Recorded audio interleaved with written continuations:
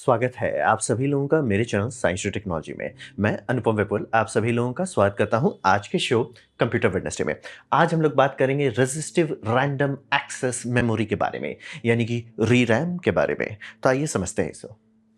तो सबसे पहले समझिए प्रॉब्लम क्या है। प्रॉब्लम यह है कि हमारी दुनिया को, पूरा प्लेनेट को, मतलब हर चीज़, चाहे को मोबाइल फ़ोन हो, चाहे एआई डेटा क्लस्टर हो, चाहे सैटेलाइट हो, हर किसी को फास्टर और एफिशिएंट रैम का डिमांड है।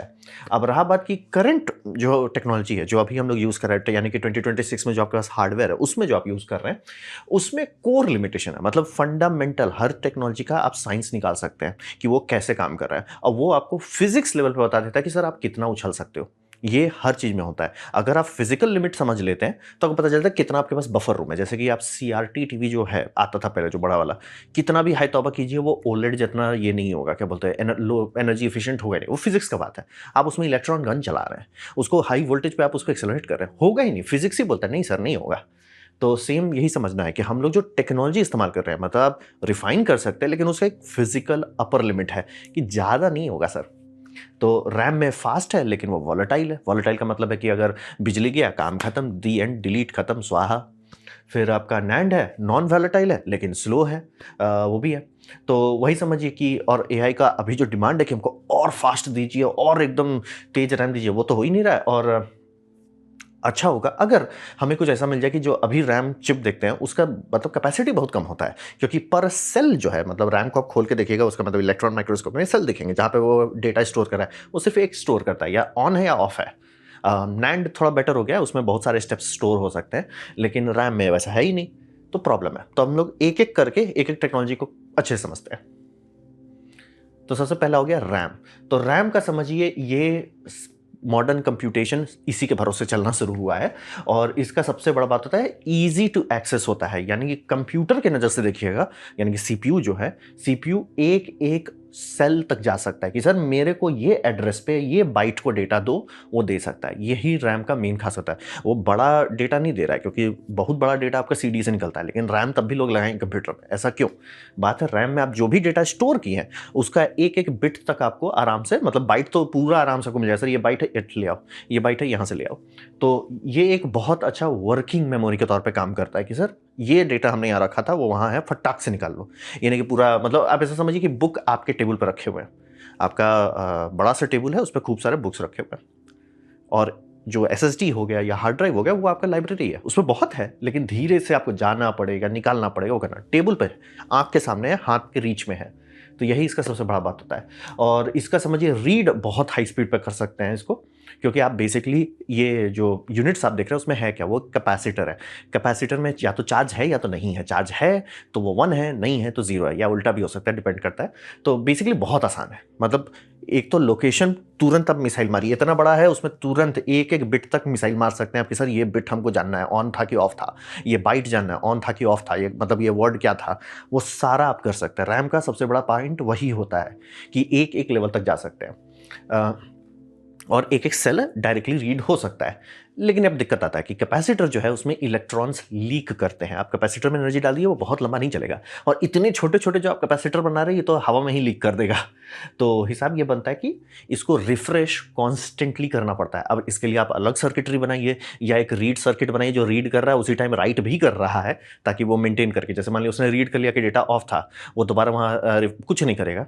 जहाँ पे 1 पढ़ लिया, यानी कि मान लिया चार्ज था, वहाँ पे वापस चार्ज इंजेक्ट करेगा, क्योंकि चार्ज लीक करते रहता है। इसलिए जैसे ही बिजली गया ये खत्म, दी एंड, स्वाहा, डिलीट। तो उसमें बिजली बहुत लगता है। अब इसका 2 पेनल्टी आता है कस्टमर को। यानी कि पहला होता है पावर हंग्री, मतलब कि इसीलिए आप स्लीप में लैपटॉप को नहीं डाल सकते कि भैया स्लीप कर दो ना, बंद कर दो ना, ये स्लीप का नौटंकी क्यों है। बात है रैम अगर नहीं रहेगा तो आप जैसे दोबारा खोलेंगे उसको सारा बूट अप करना पड़ेगा। तो पावर हंग्री है, बिजली बहुत खाता है। दूसरा लो डेंसिटी पैकिंग होता है। इतना बड़ा चिप है, आप इससे ज़्यादा, मतलब गीगाबाइट, डेटाबाइट या टेराबाइट का आप जो बात करेंगे, वो तो इससे ज़्यादा आपका M.2 SSD में आता है। तो वही है। तो फायदा है कि स्पीड के मामले में डिस्कशन नहीं करना है। स्पीड इतना क्यों है? क्योंकि आप एक एक सेल तक पहुंच, ये समझना बहुत जरूरी। थ्रूपुट आप इससे ज़्यादा बहुत चीज़ों में निकाल सकते हैं। जैसे आप मान लिए बहुत बड़ा रेड अरे बना लिए, उसमें आपको इससे ज़्यादा स्पीड मिल जाएगा, that's not a problem. Problem है कि उसमें आप, वही होगा कि बहुत बड़ा लाइब्रेरी है और उसमें होगा, फिर सॉर्टिंग कैसे करोगे आप? इसमें वही होता है कि सॉर्टिंग का टेंशन नहीं होता है। आराम से सर इस चिप के अंदर इस जगह पे इस रो एंड कॉलम में मेरा डेटा रखा है, हमको निकाल के दे दो, तुरंत हो गया, दी एंड। मेन वही समझना आपके दिमाग में आना ज़रूरी है कि रैम को बनाया अलग तरीके से गया है। रैम का सीधा सीधा गया, फटाक से डेटा एब्जॉर्ब करो, फटाक से डेटा एक्सट्रैक्ट करो। एकदम लेटेंसी नहीं होना चाहिए। रैम का पूरा इंजीनियरिंग होता है लेटेंसी कम रखने पे। सट सट उसका एड्रेस डिकोड करो, निकालो डेटा, डालो, आगे बढ़ो, रिफ्रेश करो, आगे बढ़ते रहो। तो ये रैम, इसीलिए हम लोग रैम पे बहुत ज़्यादा कुछ नहीं कर सकते। मतलब रैम को एसएसडी क्यों नहीं बना लेते, और ज़्यादा फास्ट हो जाएगा। स्टोर नहीं कर सकता डेटा क्योंकि वो कैपेसिटर लीक कर जाएगा। अब आते हैं नैंड पे। तो नैंड है नॉन वॉलेटाइल कंप्यूटर मेमोरी, जो आपका आजकल यूज़ करते हैं। नैंड गेट जो है एसएसडी, बेसिकली जो एसएसडी का काला काला चिप देखते हैं वही नैंड है। तो रहा बात कि इसमें क्या है, इसमें भी चार्ज स्टोर होता है। बस ट्रिक ये है कि इसका चार्ज स्टोर कैपेसिटर में नहीं, फ्लोटिंग गेट में होता है। मॉसफेट जैसे आप समझते हो ना, N channel MOSFET, P channel MOSFET, वैसे समझिए एक ट्रिक है। मॉसफेट जो है गेट में स्टोर कर देता है, इसीलिए आप वर्ड सुनिए गेट गेट गेट, वो गेट में फ्लोटिंग करा देते हैं उसको। अब रहा बात कि वहाँ पे वो गेट जो आप देख रहे हैं, मतलब कि एक पी चैनल हो गया है, ये एन चैनल्स बनाए गए हैं, ऊपर में आपका स्विच इसको ऑन ऑफ कर रहा है। तो वहाँ पे आप ठूंसते हो चार्ज, मतलब कुछ नहीं है तो उसको हम 1 1 मान लेंगे। थोड़ा सा चार्ज है तो उसको हम 1 0 मान लेंगे। थोड़ा और चार्ज है 0 1 मान लेंगे। बहुत चार्ज है 0 0 मान लेंगे। ये हो गया 4 बिट आप स्टोर कर दे रहे हो एक उसमें। तो पहले तो मतलब कोर आप ऐसे समझिए ऑन ऑफ अभी भी है। आप डिसाइड कर सकते, चूंकि हमें डेटा डेंसिटी चाहिए होती है कि बहुत लेवल बढ़ाने लगे। जो आप लोग सुनते हो ना, एमएलसी कैश है, टीएलसी है, क्यूएलसी है। क्यूएलसी में बाय द वे 16 लेवल होता है। मतलब कि क्यूएलसी का जो कंट्रोलर है उसको पर सेल, जो इसके अंदर पर सेल है, उसको निकाल के डेटा नापना पड़ता है। मतलब समझिए वो बाल्टी है, वो बाल्टी में कौन सा बिट है या बाइट है, वो डिपेंड करता है कि वोल्टेज किस लेवल पे है। इसीलिए आपको बता रहे 11 कुछ नहीं है। 10 1 वोल्ट समझ लिए, 0 1 2 वोल्ट समझ लीजिए, 0 0 3 वोल्ट समझ लिए। ऐसे ऐसे करके उसको नापना पड़ता है। और चूंकि यहाँ चार्ज का बात कर रहे हैं तो चार्ज निकालना पड़ता है फिजिकली। मतलब कि जो आपका ये गेट्स हैं उससे मतलब चार्ज इक्वलाइज करना पड़ता है। मतलब फंडामेंटल फिजिक्स लेवल पे ये टाइम खाएगा। कितना भी आप हाई तौबा कीजिए, इसका स्पीड कभी भी रैम के कैपेसिटर स्पीड पे नहीं आएगा।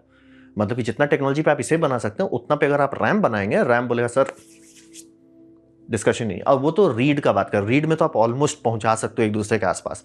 राइट में डिस्कशन नहीं है। राइट में दिक्कत होता है, ये जो आप पूरा ये देख रहे हैं वर्ड जिसे कहते हैं, पूरा वर्ड को मेमोरी में डालना पड़ता है, इसको पूरे को फ्लश करना पड़ता है, फिर से पूरा को रीराइट करना रहता है। भले आपका ये एक लाइन को आपको छेड़ना था। ये सबसे बड़ा दिक्कत है एसएसडी का। आजकल तो हमें उतना नहीं पता चलता, लेकिन बैकग्राउंड में अभी भी होता है। लेकिन पुराना जब साटा एसएसडी जब मार्केट में आ रहा था तो उस टाइम होता था 600 मेगाबाइट्स का ये रीड स्पीड है, एकदम मस्त रीड स्पीड है। राइट सिर्फ 200 ही जाता था। लोगों को बड़ा कंफ्यूजिंग बात वही था कि राइट का मतलब होता है जो मतलब मेरा ब्लॉक में डेटा है वो पूरा ब्लॉक को उठाइए, मेमोरी में रखिए। एसएसडी का मेमोरी, कंप्यूटर का में नहीं, एसएसडी के मेमोरी में रखिए, उसमें चेंजेस कीजिए, चेंजेस करके दोबारा फ्लश कीजिए उसको। मतलब वो जो जगह है उसको पूरा साफ कीजिए, झाड़ू पोछा लगाइए इसको, फिर उस पर राइट कीजिए। तो ये फंडामेंटली टाइम लगाता है। इसीलिए फर्क नहीं पड़ता किस ब्रांड का आप ले रहे हैं, किस मैन्युफैक्चर का ले रहे हैं, एकदम लेटेस्ट एंड ग्रेटेस्ट जाइए तो भी फिजिक्स लेवल पे ये राइटिंग हमेशा स्लो होगा। हाँ, आप ऐसा जरूर कर सकते हैं, इतना राइट कैपेसिटी डाल दीजिए कि आपका जो कंट्रोलर है वो लिमिट बन जाए। कंट्रोलर अगर मान लीजिए बोलता है कि हम 10 Gbps पे रीड राइट कर सकते हैं, कंट्रोलर तो कर लेगा। आप नैंड फ्लैश इतना पैरालाइज कर दी कि हाँ सर वो तो पचा लेगा, तो वही समझिए। लेकिन अगर आप चिप के अंदर जाइएगा, फिजिक्स लेवल पे हमेशा वो प्रॉब्लम रहेगा कि वो रीड बहुत तेज करेगा, राइट स्लो करेगा, कितना भी हाई तौबा कर लीजिए। हम लोग बस अब बैलेंस कर देते हैं कि ठीक है सर, जो भी आपका इंटरफेस जैसे PCI 3.0 है या PCI 5.0 है, उसका एक लिमिट है। अगर उस लिमिट तक आपका राइट हम ले जाते हैं, हो गया ना काम, रीड एक्सेस बचा रहेगा। इसलिए सर्वर वाले में देखिए हमेशा रीड एंड राइट एकदम खुला बताते हैं सर। रीड, क्योंकि सर्वर में एक्सपेक्टेड है कि रीड आप बहुत करोगे, तो उसमें रहता है सर रीड का टेंशन आप मत लीजिए, एकदम टेंशन ही मत लीजिए। आपका बस लिमिट हो जाएगा, हमारा रीड में दिक्कत नहीं है। राइट में सर थोड़ा सब्र रखिए।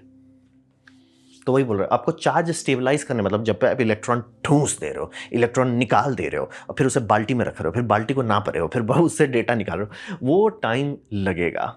और रहा बात जो ये गेट है, जो बार बार आप सुन रहे हैं कि गेट में आप इलेक्ट्रॉन ठूंस दे रहे हैं, इलेक्ट्रॉन निकाल दे रहे हैं, वोल्टेज डाल रहे हैं, वोल्टेज निकाल दे रहे हैं, ये सब का एक प्रॉब्लम आता है कि गेट में होता क्या है, डाइलेक्ट्रिक जिसमें आप फंसा रहे हैं, जिसके थ्रू आप इलेक्ट्रॉन डाल रहे हैं और निकाल रहे हैं, वो वेयर कंपोनेंट है, यानी कि वो घिसता है। मतलब आप एक फ्रेश नैंड फ्लैश लीजिए एकदम, उसको इलेक्ट्रॉन माइक्रोस्कोप में काट के देखिए गेट कैसा दिखेगा वर्सेस एक जिसको मान लीजिए कुछ साल तक यूज़ किए हैं ऑपरेटिंग सिस्टम में, रीड राइट हुआ है, वो गेट छेदा हो जाएगा। मतलब कि उसमें लिटरली आपको दिखाया सर ये चिथड़ी उड़ गया है इसका, वो वेयर कंपोनेंट है, फिजिकली डिग्रेड करता है।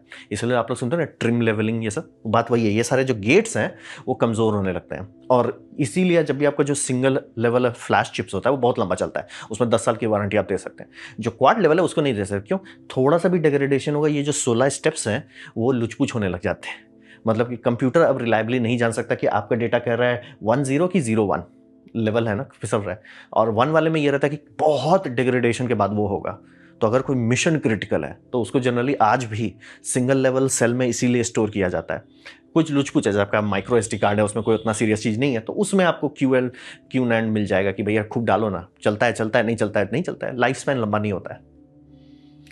तो ये सब फंडामेंटल है, ये समझना बहुत ज़रूरी है। ये चेंज नहीं होगा, मतलब जब तक कोई नया टेक्नोलॉजी ना आ जाए ये चेंज नहीं होने वाला, ये फिजिक्स लेवल पे है। तो इसको हम लोग रैम पे यूज़ नहीं कर सकते क्योंकि बहुत स्लो है, और ये लॉन्ग टर्म भी नहीं यूज़ कर सकते क्योंकि ये बहुत लीकी है। इसीलिए अगर आप आज भी देखेंगे कि कॉर्पोरेशन सब है वो डेटा स्टोर करना पड़ता है बाय लॉ, 10 साल तक आपका पूरा डेटा निकल जाना चाहिए, सरकार बोलती है तो।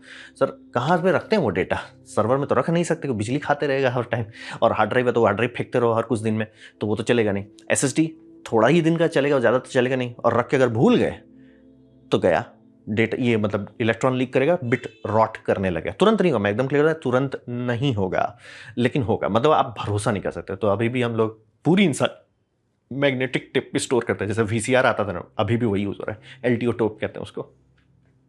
तो ये हो गया नैंड का हमारा लिमिटेशन की कंप्यूटर में ये उतना फास्ट नहीं है, और फिजिक्स लेवल पे कि राइट आप कभी भी हाई स्पीड पे नहीं कर सकते। ये जो उसकी इंजीनियरिंग हो रही है, जो हमें इतना पैकेज डेंसिटी दे रहा है, वही फाइट कर रहा है सर।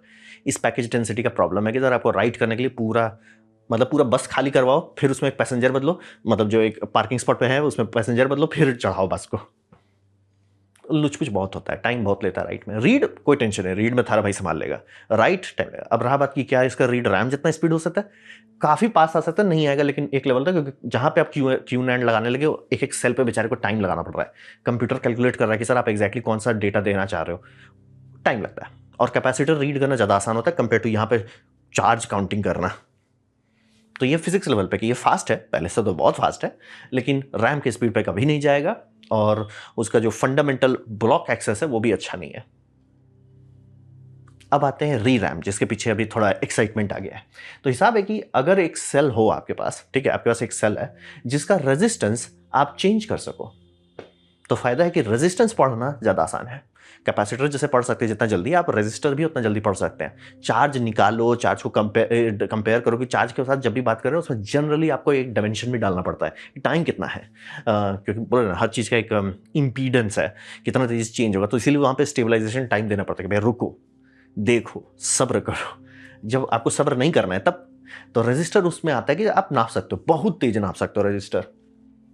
तो वही है, तो इसको रीड करना फास्ट हो जाएगा, और चेंज करना भी उतना स्लो नहीं होता। मतलब ये सेल है, उसमें टॉप इलेक्ट्रोड है, बॉटम इलेक्ट्रोड है, और ये जो बैंड गैप है, इस बैंड गैप में आपके पास ट्रिक है कि अगर आप हाई वोल्टेज डालते हैं एक फिलामेंट पाथ बन जाता है। ये फिलामेंट पाथ का रेजिस्टेंस होता है। जैसे कि मान लीजिए फिलामेंट पाथ खुला हुआ है, ठीक है, गैप है, तो उसमें अगर आप ये डालेंगे भैया, मल्टीमीटर डालेंगे, कितना आएगा वो दिखा देगा भैया 1 मेगा ओम है। फिर उसमें आप थोड़ा सा डालते हैं, वो बढ़ेगा, वो कहेगा कि सर अब हम 1 मेगा ओम बताए ना, मतलब 500 किलो ओम है। फिर आएंगे भैया ये 100 किलो में, फिर करेंगे 1 किलो ओम हो जाएगा, मतलब कि अब ऑलमोस्ट शॉर्ट कर रहा है, तो इसका हो गया लो रेजिस्टेंस स्टेट। तो ऐसे करके बहुत स्टेप्स इसमें भी आप डाल सकते हैं, और ये तुरंत रीड होगा। ये नैंड फ्लैश वाला नहीं है कि ये चार्ज को निकालो, बकेट में डालो, एडीसी से कंपेयर करो, वो सब नहीं, हो गया सर, तुरंत टेक इट एंड गो। ये रैम के स्पीड से पढ़ सकते हैं पर सेल पे, और प्लस पर सेल जो है आपका ये रहेगा सर फ्लेक्सिबल है हमारे पास। मतलब आपके इंजीनियरिंग में, मतलब ऑब्वियसली मैं नहीं एक्सपेक्ट करता हूँ मार्क 1 प्रोडक्ट पे कोई डालेगा वो मल्टी लेवल, लेकिन इंजीनियरिंग अलाउ करता है। इंजीनियरिंग अलाउ करता है कि सर आप आराम से हमारे पे भरोसा कर दो। कुछ कुछ केसेस में मैं सुन रहे हैं कि कुछ लोग पगला रहे हैं, ट्राई कर रहे हैं एक बाइट डालने का, बिट नहीं, बाइट डालने का इसमें, यानी कि 256 लेवल तक ठूंस देना चाहते हैं। अब क्या उतना अटेगा? तो जनरली कहा जाता है कि शॉर्टेड स्टेट में ये 10 किलो ओम का रेजिस्टेंस दिखाता है, और फुल ओपन स्टेट में ये 1 मेगा ओम का रेजिस्टेंस दिखाता है। अब क्या उसको आप उतना बांट सकते हैं, उतना में रीड कर सकते हैं, क्योंकि रीड करने का वोल्टेज कम है। रीड जब आप करना चाह रहे हैं इसको, सेल को रीड कीजिएगा, कैसे कीजिए, करंट डालना, ये वोल्टेज डालना पड़ेगा ना, तो वोल्टेज के लिए जनरली 500-600 मिली वोल्ट्स पे इसको रीड किया जाता है। राइट के टाइम आप वोल्टेज मारते हो कि भैया 3 वोल्ट डालो, 4 वोल्ट डालो, 5 डालो, ये भी एक स्पीड बढ़ा देता है। आप स्टेट्स भी बहुत आराम से चेंज कर सकते हैं। और हर सेल एड्रेसेबल है, जो रैम का मेन डिज़ाइन फिलॉसफी है कि आप कोई भी सेल को, मेरे को ये सेल पढ़ना है, यही पढ़ना है, ये पूरा को उठा के पढ़ने की ज़रूरत नहीं है, हमको ये सेल चाहिए, ये चाहिए, हमको इसी पर रीराइट करना है, हमको यही रीराइट करना है, वो सब पॉसिबल हो जाएगा। तो वही है। और यहाँ पे समझ लीजिए कि इसमें रिफ्रेश करने की ज़रूरत नहीं होती। आपने एक बार वोल्टेज डाल के ये रख दिया, खत्म, काम खत्म, आपको छेड़ना ही नहीं है, आपको छेड़ना ही नहीं। आपने इसमें एक बार मान लिया आपका ऑपरेटिंग सिस्टम है, ठीक है, ऑपरेटिंग सिस्टम स्टार्ट होता है, रैम में वो डेटा डाल देता है। अब आप सिस्टम शट डाउन कर दीजिए तो भी रैम स्टार्ट वहीं से होगा जहां था। यानी कि एक्चुअली इंसानियत वहां पहुंच जाएगी, सर बैटरी निकालो और फिर बैटरी लगाओ, लैपटॉप एग्जैक्टली वैसा बिहेव करेगा कि सर माउस पॉइंटर आपका यहाँ था, सब चीज़ जो का त्यों रहेगा, वो पॉसिबल हो जाएगा। तो वही है, रीड करने के लिए आप लो वोल्टेज इस्तेमाल करते हैं, राइट करने के लिए हाई वोल्टेज का इस्तेमाल करते हैं। ऊपर में इलेक्ट्रोड होता है, नीचे इलेक्ट्रोड होता है, और नीचे मेटल ऑक्साइड होता है। मेटल ऑक्साइड पे लड़ाई झगड़ा चल रहा है कि कौन सा यूज़ करेंगे। 3-4 ठो कंपाउंड्स निकाले हैं, अभी मैंने इसके बारे में डिस्कशन नहीं करना चाहता क्योंकि सॉर्टेड नहीं है। मतलब कि आप ये खरीद लो इसमें ये है, मैं ऐसा नहीं बोलता। कुछ लोग टाइटेनियम हुलुलु कर रहे हैं, कुछ लोग लेड पे हुलुलु कर रहे हैं, सब अलग अलग कर रहे हैं, तो अभी हम उसके बारे में नहीं बोल सकते। तो हिसाब वही है। रेंज अच्छा है लेकिन इसका, मतलब 10 किलो ओम से लेके 1 मेगा ओम, मतलब ये इतना बड़ा रेंज है कि अगर आप मल्टीमीटर लेते हो, छोड़िए, मल्टीमीटर लेते हो उसमें भी आपका लेवल चेंज करना पड़ जाएगा। ये बहुत बड़ा रेंज है, किलो, मेगा और किलो ओम में बहुत रेंज होता है, मतलब कि आपका आराम से डिटेक्ट किया जा सकता है। तो ये उसका मेन वही फायदा है कि पर सेल पे आपको बहुत सारा लेवल ऑप्शन अवेलेबल। अगर आप नहीं भी करते हैं तो दो फायदा आपको तब भी मिलेगा। पहला, सेल लेवल एड्रेसेबिलिटी जो आपको चाहिए रैम के लिए। दूसरा, पावर नहीं खाएगा, एक बार आपने डाल दिया काम खत्म, पावर नहीं खाएगा। तो एनर्जी इफिशिएंसी और पैकिंग जो है, ऑन पेपर ये रैम से बहुत आगे चल रहा है, नैंड फ्लैश के पास पहुंच रहा है। तो मेन वही बात है कि ये ऑलमोस्ट आपको वैसा चीज दे सकता है कि समस्या का समाधान। अब आपका मेमोरी लंबा चलेगा। और हाँ, रेजिस्टेंस का इसमें लोगों का कहना है कि इलेक्ट्रॉन जैसा ये लीक नहीं होता है, फिजिकल चेंज हो गया है तो काफ़ी टाइम तक स्टेबल रहता है। मतलब कि मैं देख सकता हूँ कि 20 साल तक आप इसमें डेटा डालें, 20 साल बाद भी इसको लगाइए कंप्यूटर में, वो दिखा देगा डेटा क्या स्टोर किया गया था, विदाउट बिट रॉट। तो यही, इसी के पीछे लोग इंजीनियरिंग कर रहे हैं। अब रहा बात भविष्य में क्या होगा, तो भविष्य में आप ये समझिए कि अभी पेपर पे अगर आप देखते हैं जो इस पर रिसर्च चल रहा है, ये बहुत बड़ा चीज़ होने वाला है, ठीक है। और क्योंकि टेक्निकल इसका अपर लिमिट जो है कि आपको कंप्यूटर ही रीडिज़ाइन करना पड़ेगा। मतलब अभी हमारा जो सिस्टम है उसमें आपका जो सीपीयू है वो एक्सपेक्ट कर रहा है कि मेरे पास रैम है, और मतलब मेरे पास एक फास्ट मेमोरी, एक स्लो मेमोरी है। अगर रैम के पास ऐसा आ जाए, ये मतलब सीपीयू के पास ऐसा आ जाए कि सर सारा फास्ट है, सीपीयू को उतना चेंज करने की जरूरत नहीं है, लेकिन ऑपरेटिंग सिस्टम उसको यूज ही नहीं कर पाएगा, कंफ्यूज रहेगा कि सर मतलब एक रैम में हम डेटा लिख रहे हैं, मतलब आप कैसे उसे ऑप्टिमाइज करोगे। जैसे कि अगर आपका पुराना ऑपरेटिंग सिस्टम है तो एनवीएमई एसएसडी लगा देने से बहुत ज़्यादा तेज नहीं होता है, क्यों, यूज ही नहीं कर रहे हैं। ये आप देख सकते हैं वीडियो गेम्स में, बहुत रिसेंटली समझ में आया किसी को कि भैया एनवीएमई अब इतना तेज हो गया है, टेक्सचर उसमें डालो, उससे निकालो टेक्सचर, डायरेक्टली उससे निकालने की कोशिश करो, वो जल्दी होगा, ना कि सबको निकाल के पहले से ही खोल के वी रैम में लोड कर दो। वी रैम लिमिटेड है, लेकिन पहले सेटा से आता था तो वो करना ज़रूरी था, अब वो ज़रूरी नहीं है। आप पीसीआई इतना तेज है कि उसी से, मतलब एसएसडी से डेटा डायरेक्ट निकाल सकते हो। तो ये तो अब शुरू हुआ है, तो सेम यहाँ पे भी होगा कि पूरा ऑपरेटिंग सिस्टम को ढंग से रीडिज़ाइन करना पड़ेगा कि ऐसा कंप्यूटर पे वो चल सके, यूज़ कर सके, जहाँ पे आपका रैम नहीं है और एसएसडी नहीं है। मतलब मेमोरी है, मेमोरी दी एंड, मेमोरी पे ये नहीं है कि फास्ट कौन है स्लो कौन है, वो है ही नहीं, वो हो जाए। तो और ये तो हो गया आपका टेक्नोलॉजी, इस पे काफ़ी लोग मेहनत कर रहे हैं, आगे क्या होगा। दूसरा है कि अभी एआई वाले लोग इस पर टूट पड़े हैं कि इसमें पॉसिबल है कि आप एनालॉग कंप्यूट कर सकते हैं। यानी कि आप नोड्स जो देखते हैं, जो न्यूरल नेटवर्क देखते हैं, उसमें है क्या, नोड है, नोड में क्या है, वैल्यू है। तो किसी को समझ में आया कि सर हम रेजिस्टेंस इतने सारे चीज़ों का चेंज कर रहे हैं, नोड्स में क्या होते हैं, मैथमेटिकली वैल्यू है। तो क्या होगा अगर मैं सारों का वैल्यू चेंज सेट कर दूं, जो मेरा नोड का वैल्यू है मैं सारे रेजिस्टेंस पे डाल दूं, ठीक है, और ऊपर वाले में मैं करंट डालूं और उससे नीचे निकालूं कि क्या आ रहा है। ये हार्डवेयर लेवल पे आप कैलकुलेशन कर दे रहे हैं, वोल्टेज मैंने डाला नीचे निकल गया, दैट इज द आउटपुट। तो ये एनालॉग कंप्यूटेशन है। ये समझाना थोड़ा मुश्किल होगा, मतलब कि जो लोग एनालॉग में काम करते हैं, अच्छा ये कर रहे हैं, आप डिजिटल में रहोगे तो ये बड़ा अजीब लगेगा, एनालॉग में कैसे हो जा रहा है, ये होता है एनालॉग में, ये सब करना बहुत पॉसिबल है। तो उसके लिए बहुत ज़्यादा इंटरेस्ट है लोगों को कि आप कह रहे हो कि मैं ट्रेनिंग नहीं होगा, मैं एकदम क्लियर, ट्रेनिंग के लिए ये नोड सही नहीं रहेगा ये सिस्टम, लेकिन एआई रन करने के लिए एक तो बिजली नहीं खाएगा उतना, और ऊपर इसका जो स्पीड रहेगा, कोई भी सिलिकॉन इससे अभी नहीं भिड़ सकेगा। मतलब इसमें मेन वही बात हो रहा है कि टाइटेनियम ऑक्साइड ही जो मेन बीच का लेयर बनेगा, वही है, टॉप इलेक्ट्रोड है और आपका नीचे बॉटम इलेक्ट्रोड। आपको वही बोला, एक एक को आप पकड़ सकते हैं कि एक्स वाई कोऑर्डिनेट लीजिए, पकड़ के उसको राइट कीजिए, रीड कीजिए, जो करना कीजिए। और ये देख सकते हैं आप, छोटा है वही 5 नैनोमीटर लेवल पे चला जा रहा है, यानी कि बहुत छोटा बना सकते हैं। तो एनालॉग कंप्यूटर में भी चूंकि ये एक एक सेल का अलग अलग रेजिस्टेंस रख सकता है, तो आपका नोड कंप्यूटेशन में ये बहुत भयानक काम कर सकता है ऑन पेपर। अब रहा बात कि ये टेक्नोलॉजी भी ताज़ा है, मतलब कि 10 साल से सुन रहे हैं कि लोग इस पे काम कर रहे हैं, और अभी भी मैं आपको नहीं बता, ये चिप आ गया है मार्केट में, दिल्ली अभी दूर है। लेकिन हाँ, ये पैराडाइम शिफ्ट टेक्नोलॉजी है, यानी कि अगर ये चेंज होता है तो बहुत चीज़ चेंज कर देगा। ये ऐसी बात है कि 1980s में फ्लैश चिप्स बनने शुरू हो गए थे, लेकिन वो इतने छोटे थे और इतने फ्राजाइल थे कि कोई फ़ायदा नहीं था। लेकिन अब देखिए, अब बिना फ्लैश चिप के आपका कंप्यूटर नहीं चलता है। तो टाइम लगा, लेकिन पैराडाइम शिफ्ट हो गया। तो इसमें संभावना है, गारंटी नहीं दी जा सकती, लेकिन संभावना है कि ये आने वाले टाइम को बदल सकता है। और ये फंडामेंटल चेंज है, मतलब का पूरा ऑपरेटिंग सिस्टम ढंग से लिखना पड़ेगा। जहां एक बार वो होगा, कुछ दिन बाद लोग बोले भैया प्रोसेसर वापस वो पुराना सिस्टम पे क्यों चल रहा है x86 से, दुनिया बदल गई है, प्रोसेसर को नया लिखो।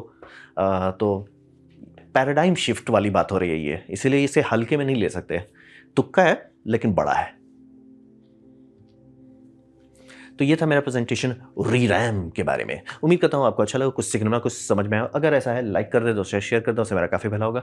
नहीं अच्छा लगा, नहीं पसंद आया, कोई बात नहीं, आप डिसलाइक दबा सकते हैं। मैं कहूँ डिसलाइक 2 बार दबाएं, उससे मुझे पता चलेगा कितना ना पसंद हुआ है। मैं आपसे कहूँगा कमेंट लिखें, मैं हर कमेंट को पढ़ने की कोशिश करता हूँ। आपसे कहूँगा सब्सक्राइब कीजिए, बेल दबाइए, फ्री हैं तो। आपने वीडियो देखा, जान के मुझे बहुत खुशी हुई। धन्यवाद।